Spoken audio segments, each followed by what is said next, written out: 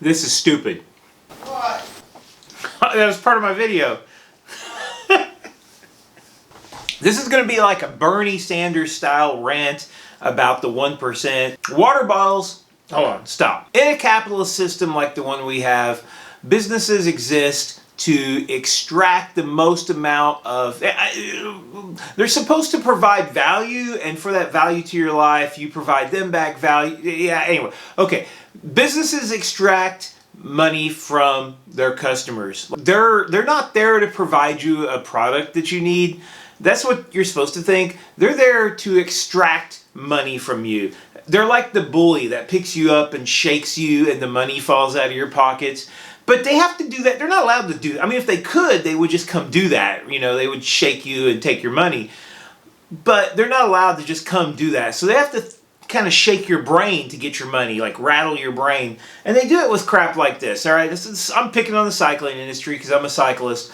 But the cycling industry is always looking for new and exciting ways to take your money from you. So, okay, water bottles. Back in the day, when I used to ride, water bottles were just like these, cheap plastic water bottles. Basically, they were free.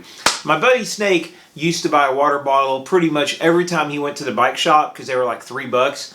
And because he didn't want to go to the bike shop and feel bad about not buying something, so he'd just buy a water bottle. He had like shelves and closets full of water bottles, and he'd just give them away. He'd be like, hey, you need a water bottle? Here, you have a water bottle?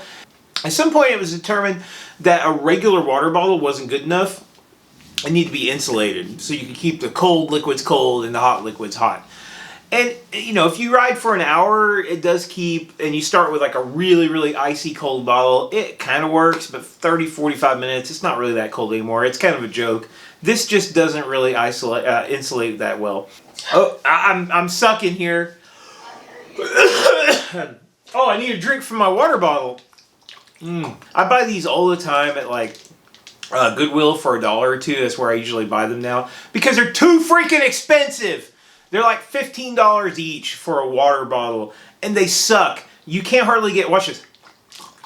I don't have a strong enough hand to actually get water out of this bottle. Like, I need to go do like strength exercises with my hand grip. Because like, I can't squeeze this enough to get water out of it. Solution, right? This Camelback bottle. It's infinitely better. It's insulated, but...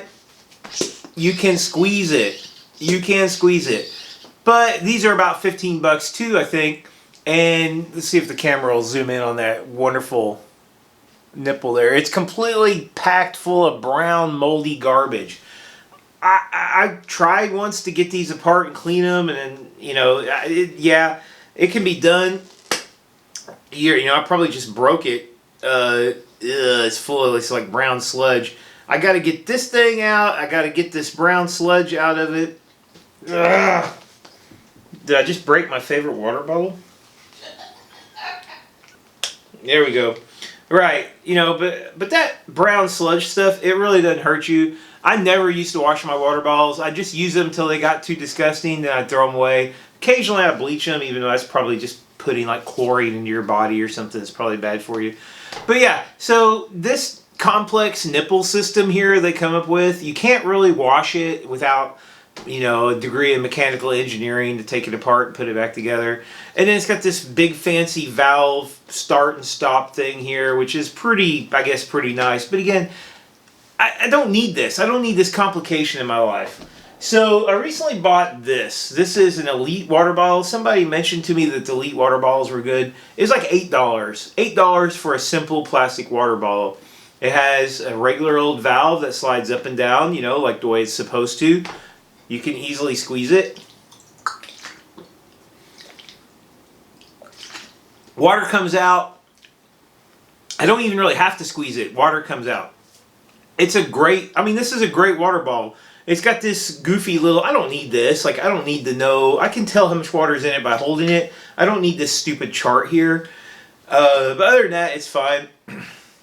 It's not insulated, so the water is going to get hot in a little while. But they all do. It doesn't matter.